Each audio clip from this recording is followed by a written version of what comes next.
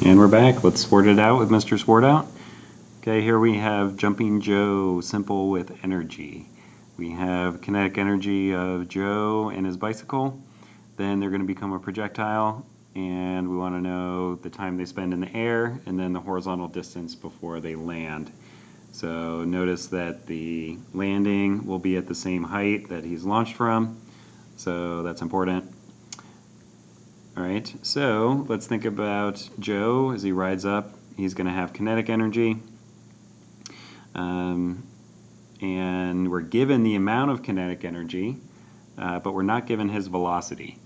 So we do also know his mass, so we can rearrange this formula to find the speed as he is leaving the ramp, and that would be given here.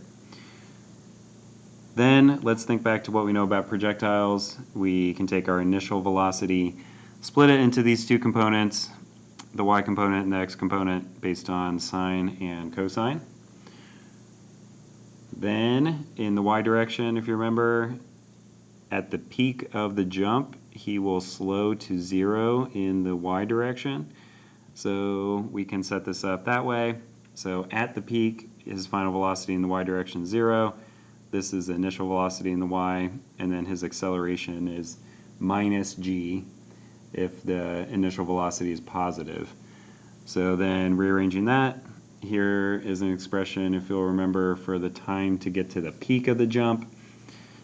Then the total time would simply be twice the time to the peak because he lands at the same height he was launched from, so it's perfectly symmetrical.